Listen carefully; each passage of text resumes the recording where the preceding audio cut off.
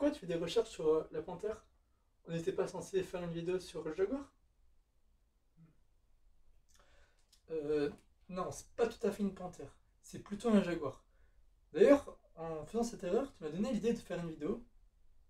Ça va être une vidéo comment les différencier des animaux qui se ressemblent.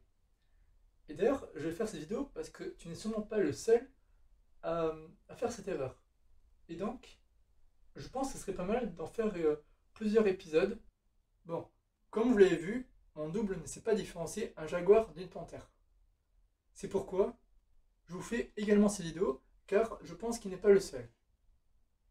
Si cette vidéo peut vous plaire, n'oubliez pas de la liker et passons au premier animal qui est comment différencier le chameau et le dromadaire.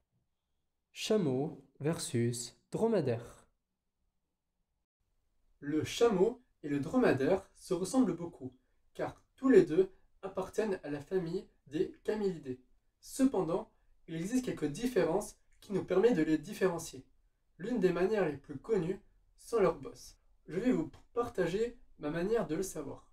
Le mot chameau est constitué de 2 syllabes, donc le chameau possède 2 bosses, alors que le mot dromadaire est constitué de 3 syllabes, mais aucun des deux possède 3 bosses, donc il en possède une.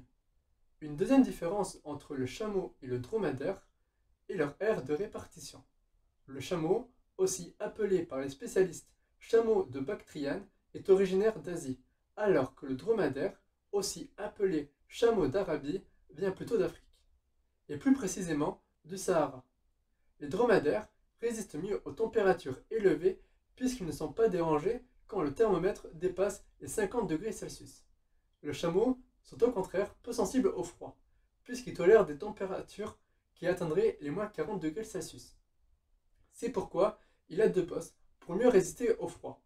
Enfin, une troisième différence entre ces deux espèces animales, sans que les deux cousins ne font pas non plus la même taille. Le dromadaire est plus grand que le chameau. Ses pattes sont plus longues, il mesure environ 2 mètres de haut contre 1,5 m pour le chameau. Leur pelage est aussi différent, le chameau a des poils lents pour se protéger du froid. Le dromadaire a un pelage plus court qui le protège contre la chaleur. Guépard, jaguar, léopard. Tout d'abord, on va faire la différence entre le guépard et les deux autres. Le guépard possède une tache noire près de l'œil qui ressemble à une larme, qui est appelée larmier. Il possède une allure plus élancée que les deux autres, qui lui permet d'atteindre la vitesse impressionnante de 130 km/h, ainsi que d'autres choses, mais ce n'est pas le sujet de la vidéo. Enfin, pour différencier le jaguar du léopard, il suffit de regarder leurs taches. Si elles sont vides, c'est un léopard. S'il y a une présence de un ou plusieurs points de leurs taches, aussi appelés ocelles, alors ce sera un jaguar. Il existe aussi une autre différence entre ces trois espèces. C'est leur répartition géographique. Le jaguar vit dans l'Amérique centrale et du Sud, alors que le guépard vit en Afrique. Le léopard, quant à lui, vit en Afrique et en Asie du Sud. Et tant qu'on y est, quelle est la différence entre léopard et panthère? Eh bien, je vous laisse chercher leur différence avec ces deux images.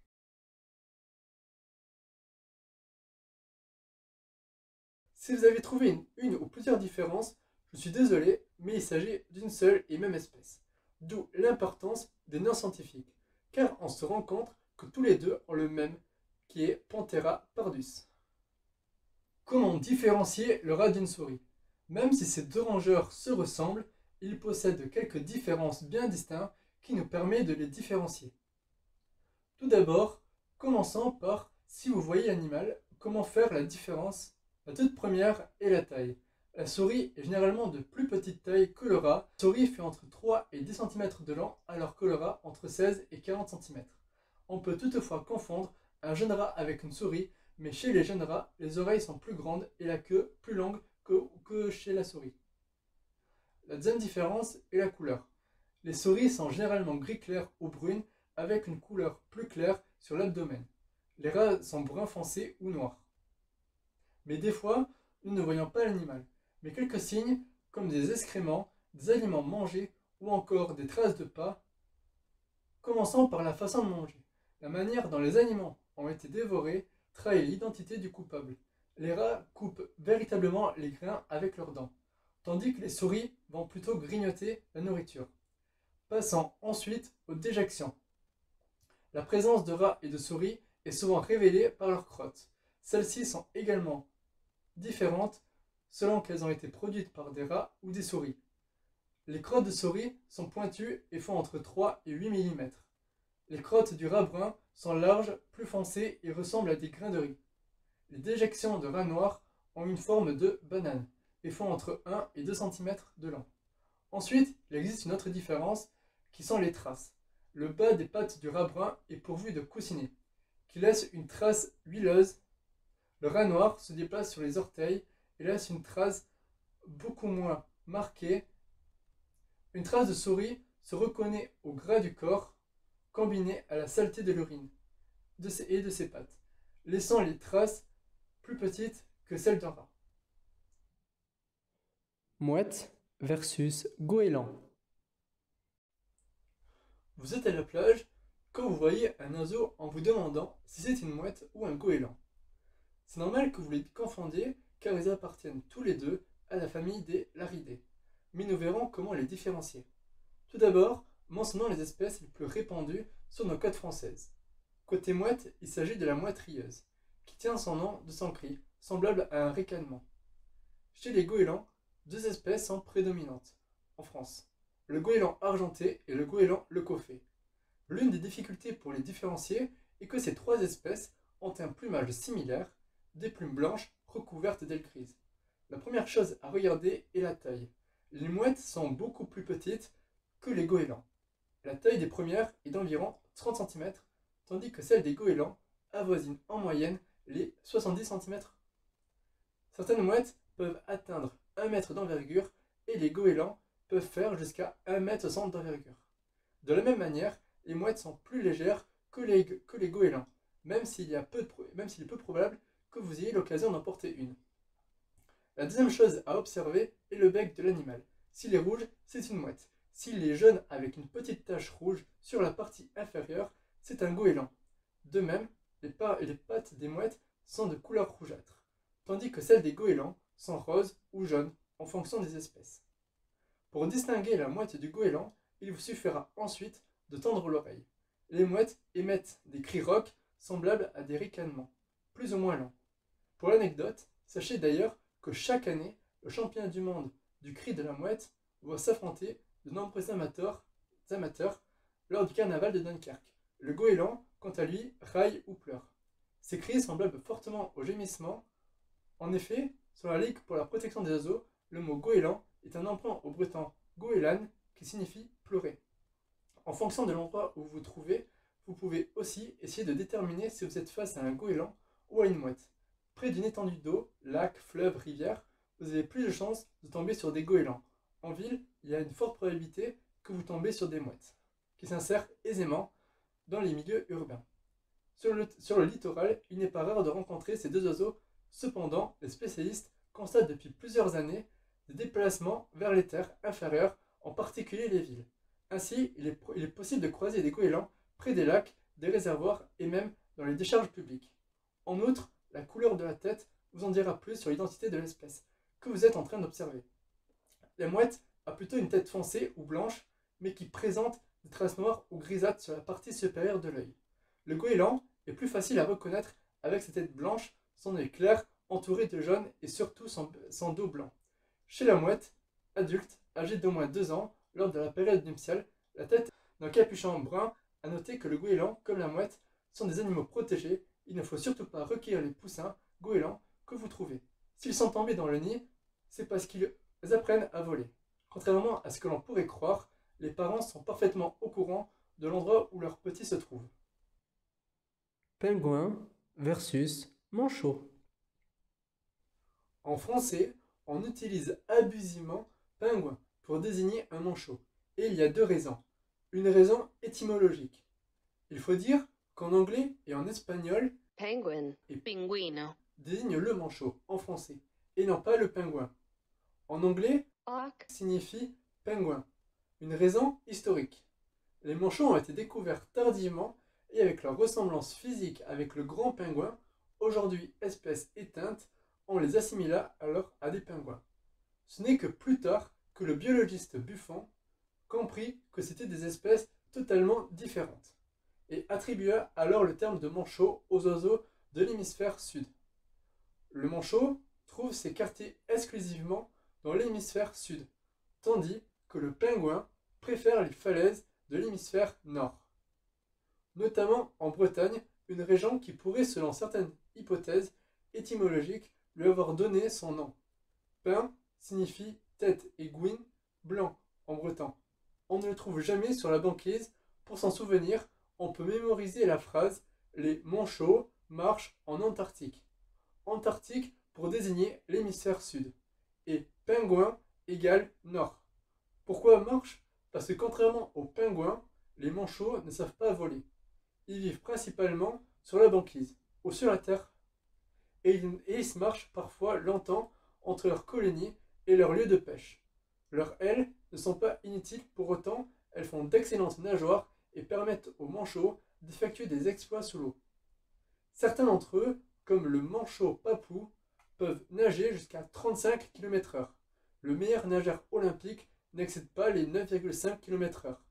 D'autres, tels le manchot empereur, sont capables de plonger jusqu'à plus de 450 mètres de profondeur et de rester en apnée 32 minutes, contre 8 minutes maximum pour un dauphin et 11 minutes 35 secondes pour le meilleur apnéiste humain. Excellent nageur, ce manchot peut aller en profondeur et pêcher des poissons et non se contenter de krill, proche de la surface. Le pingouin, lui, ne tient pas ce genre de record, mais c'est parce que ses ailes ne sont pas uniquement dédiées à la natation. Il peut également voler. Il s'agit généralement de voies courtes et à ras de l'eau. Le petit pingouin chasse des proies en plongeant depuis la surface, et non en effectuant des vols piqués. Il vit 75% du temps en mer, ne revenant sur Terre que pour y nicher. Depuis le 19e siècle, il ne subsiste plus qu'une seule espèce de pingouin, le petit pingouin, également appelé pingouin torda. Chez les manchots, au contraire, la variété est grande. Il existe 18 espèces différentes. Grenouille versus crapaud. Avant de vous dire comment différencier une grenouille d'un crapaud, je dois vous parler d'un mythe qui est très répandu. La grenouille n'est pas la femelle du crapaud. Bon, maintenant que cela est dit, passons aux différences entre grenouille et crapaud. La première différence est une différence de peau entre la grenouille et le crapaud. La peau du crapaud est sèche, épaisse et pleine de verrues, même si elle reste douce, alors que celle d'une grenouille est humide, fine et lisse. Dans tous les cas, c'est soit difficile de les attraper, soit cela ne donne pas envie. À les voir de plus près, crapaud et grenouille ne sautent pas de la même manière, car ils n'ont pas les mêmes pattes arrière. Pour les grenouilles, elles sont longues et musclées, avec des appendices repliés en Z pour sauter et plonger. Elles sont également légèrement palmées pour mieux se déplacer dans l'eau. Au contraire, le crapaud a des pattes plus courtes et moins musclées. Il ne fait que des petits sauts. Les crapauds ont plus tendance à marcher qu'à sauter. Marcher est le mouvement principal du crapaud. Vous verrez rarement une grenouille marcher. Considérez toujours les autres facteurs, car une grenouille blessée peut marcher. Ces deux batraciens possèdent également un mode de vie différent. Les deux amphibiens ne vivent pas vraiment de la même manière. Les grenouilles sont clairement aquatiques. On les croise d'ailleurs souvent sur des nénuphars, alors que le crapaud sont plutôt terrestres et vivent dans les forêts, les prairies et les jardins. Pour pondre, si les crapauds le font en filament avec plusieurs centaines d'œufs qui s'accrochent au fond de l'eau, les grenouilles les déposent en petits tas à la surface. Ceci est vrai qu'en Europe. Oubliez tout de suite d'embrasser un crapaud pour qu'il se transforme en un prince charmant. Ça pourrait être dangereux. En effet, il est doté de petites glandes venimeuses derrière les yeux qui sécrètent une substance laiteuse le protégeant de ses prédateurs. Ce venin s'attaque directement au système nerveux et conduit à une paralysie, voire à la mort. La grenouille est plutôt inoffensive, sauf certaines espèces tropicales qui peuvent être très dangereuses, voire mortelles. Elles sont souvent rouges, jaunes ou oranges. une certaine manière de prévenir. Le crapaud est dépourvu de dents, possède un museau arrondi et des pupilles horizontales, sauf en ce qui concerne le crapaud accoucheur. Le coassement du crapaud est bien moins sonore que celui de la grenouille. Maintenant, je vais vous dire comment on nomme certains individus de grenouilles et crapauds. La larve du crapaud est nommée tétard crapelé. Crapode étant en zoologie le terme utilisé pour désigner la femelle du crapaud. Grenouillette est une jeune grenouille. Le tétard est l'état larvaire de la grenouille. Chouette versus hibou. Tout comme la grenouille n'est pas la femelle du crapaud, la chouette n'est pas la femelle du hibou. Passons maintenant au hibou et à la chouette, qui est à la fois le plus dur, mais aussi le plus simple quand on sait comment les différencier. Avant de parler de leurs différences, parlons de leurs ressemblances. Les chouettes et les hiboux possèdent tous les deux un bec crochu, idéal pour découper leur proie, une grosse tête ronde, la capacité de tourner leur tête à 270 degrés, des cerfs puissants et de grands yeux ronds. Passons maintenant à leurs différences. Je vous laisse chercher les différences entre ces deux oiseaux, et cette fois-ci, il y en a bien une.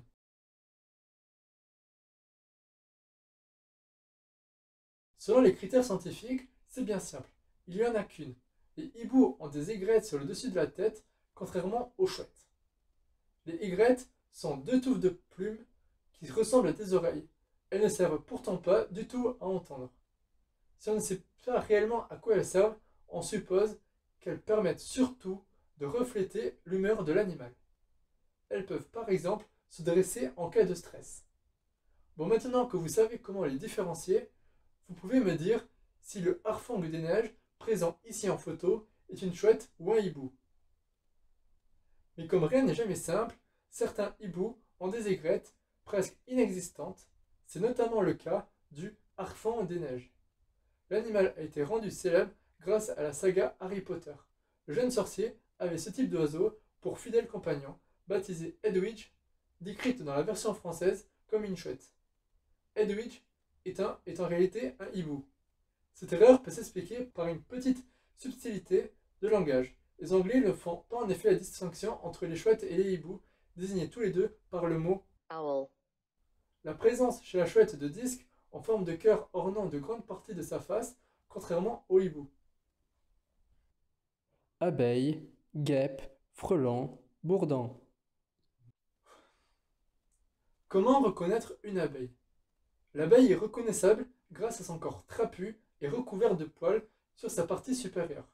Elle porte des bandes noires sur son abdomen qui, selon l'espèce, est de couleur jaune à brun foncé.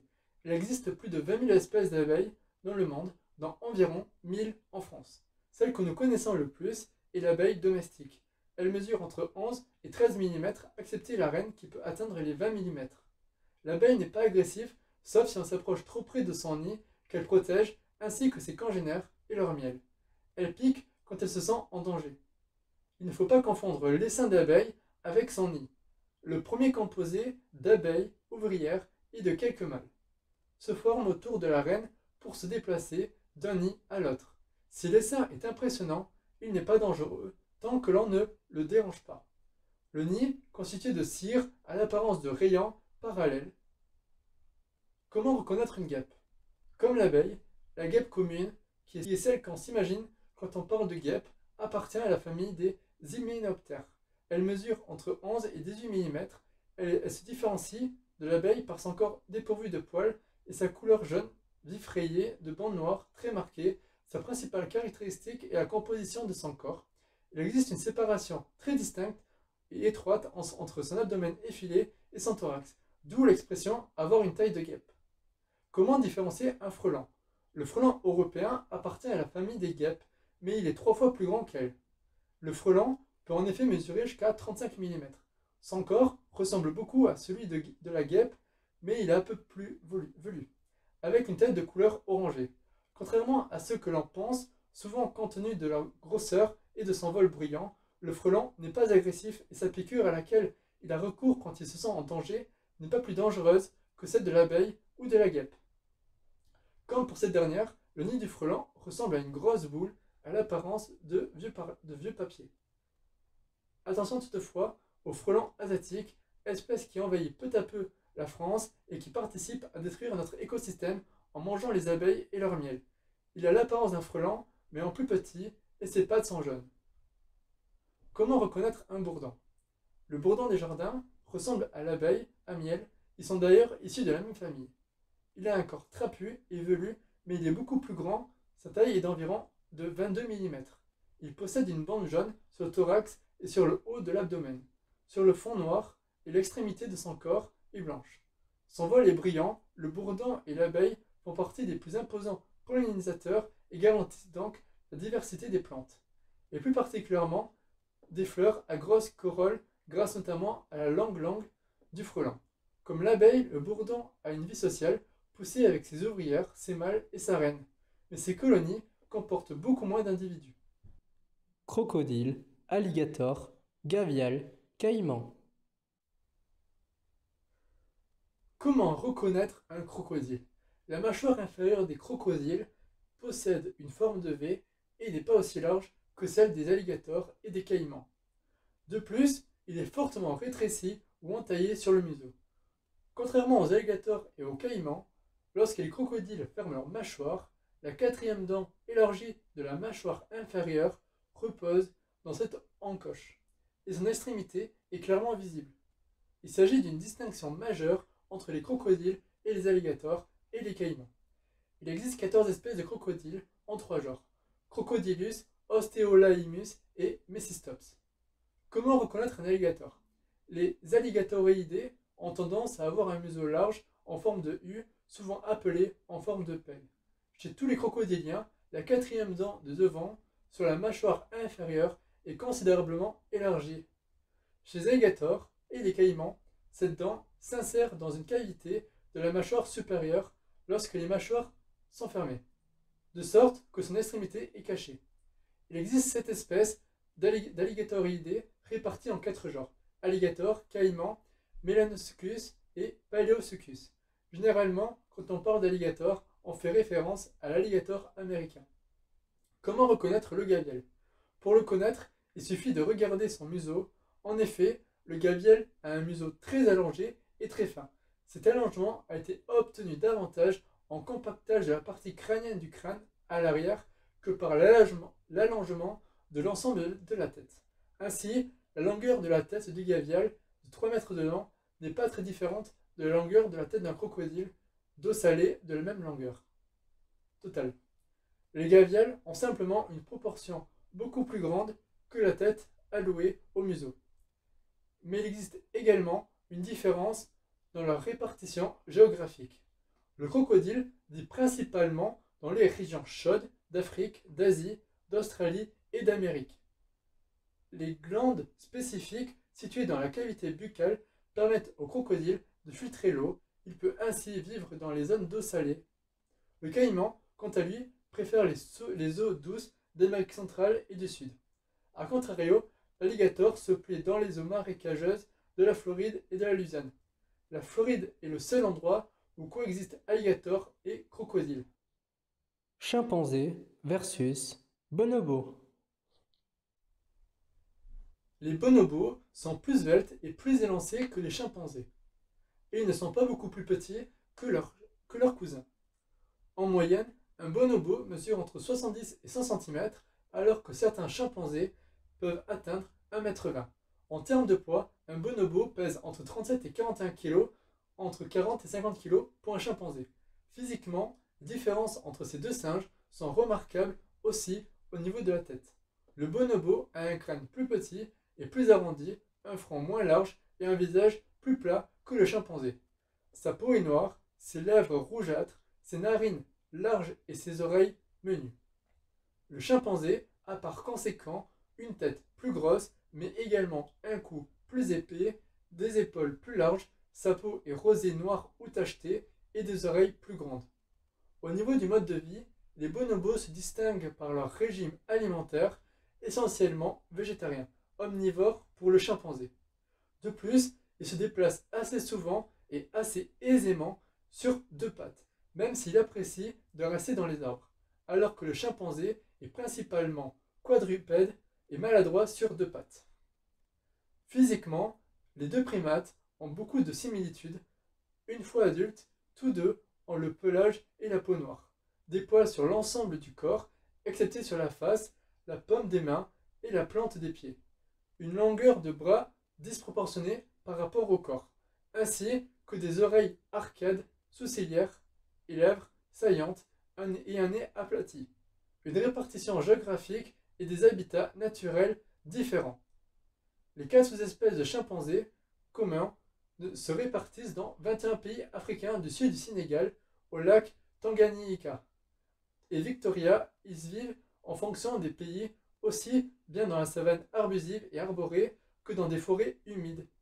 Le bonobo, lui, n'est présent qu'au Congo, sur la rive sud du fleuve Congo, dans des forêts denses et humides. C'est une espèce endémique de ce pays. J'espère que cette vidéo vous a servi et que vous ne vous tromperez plus sur des espèces qui se ressemblent. En tout cas, au moins celle-là. Passons maintenant au quiz.